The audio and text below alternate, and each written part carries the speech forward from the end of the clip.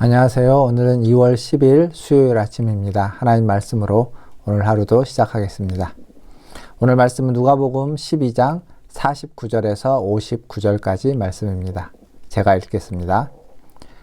내가 불을 땅에 던지러 왔노니 이 불이 이미 붙었으면 내가 무엇을 원하리요? 나는 받을 세례가 있으니 그것이 이루어지기까지 나의 답답함이 어떠하겠느냐? 내가 세상에 화평을 주려고 온 줄로 아느냐? 내가 너희에게 이르노니 아니라 도리어 분쟁하게 하려 함이로다. 이후부터는 한 집에 5사람이 있어 분쟁하되 셋이 둘과 둘이 셋과 하리니 아버지가 아들과 아들이 아버지와 어머니가 딸과 딸이 어머니와 시어머니가 며느리와 며느리가 시어머니와 분쟁하리라 하시니라. 또 무리에게 이르시되 너희가 구름이 서쪽에서 이는 것을 보면 곧 말하기를 소나기가 오리라 하나니 과연 그러하고 남풍이 부는 것을 보면 말하기를 심히 더우리라 하나니 과연 그러하리니라. 외식하는 자여 너희가 천지의 기상은 분간할 줄 알면서 어찌 이 시대는 분간하지 못하느냐. 또 어찌하여 옳은 것을 스스로 판단하지 아니하느냐. 내가 너를 고발하는 자와 함께 법관에게 갈 때에 길에서 화해하기를 힘쓰라. 그가 너를 재판장에게 끌고 가서 재판장이 너를 옥졸에게 넘겨주어 옥졸이 옥에 가둘까 염려하라. 내게 이르노니 한 푼이라도 남김없이 갚지 아니하고서는 결코 거기서 나오지 못하리라 하시니라. 아멘. 주님 오늘 말씀에서 이 땅에 불을 던지러 왔다라고 이야기하고 있습니다. 예수님이 던져주시는 불은 예수님의 말씀입니다. 열정적이고 뜨겁고 불처럼 활활 타오르는 그 말씀이 이 땅 가운데 선포될 때 이 땅에서도 그 말씀의 열정이, 말씀의 불이 활활 타오르기를 바라는 마음으로 이야기하는 것이라고 할 수 있습니다. 말씀을 들은 자들이 그 말씀으로 말미암아 뜨거워지고 그 말씀의 불이 자기에게만이 아니라 옆으로 번져서 그 말씀으로 말미암아 우리의 삶이 새로워지고 태워지고 열정적이 되기를 바라는 마음이죠.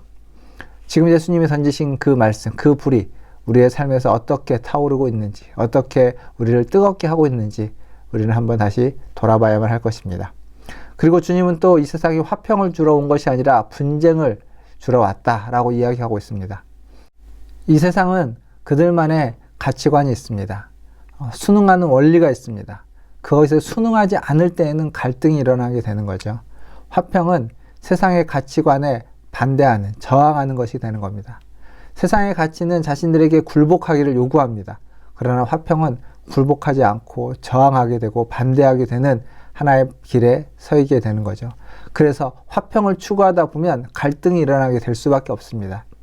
그래서 분쟁이 생기는 거죠. 화평을 추구하는데 아이러니하게도 분쟁이 생기게 되는 겁니다. 분쟁과 갈등이 문제가 아니라 그것이 왜, 무엇 때문에 일어나고 있는지를 우리는 항상 살펴봐야만 합니다.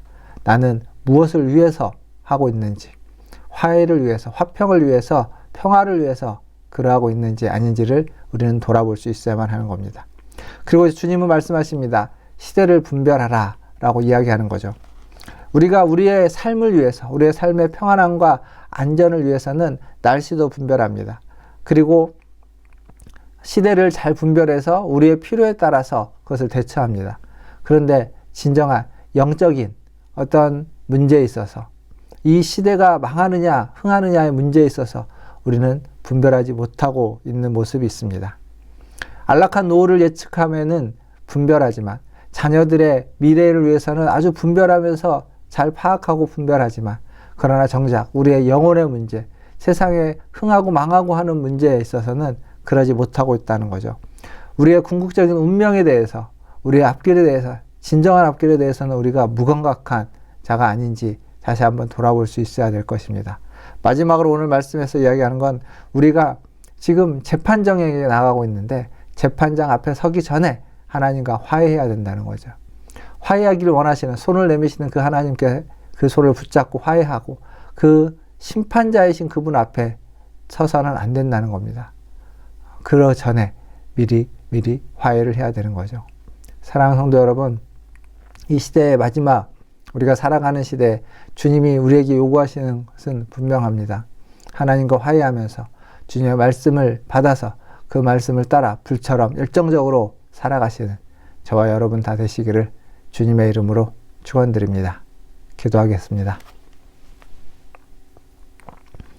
하나님 아버지, 주님을 따라가면서 주님의 은혜를 구합니다. 매일매일 주님과 동행하며 주님의 말씀을 듣고 말씀을 따라 말씀의 그 열정을 따라 하나님 활활 타오르게 하여 주시옵소서.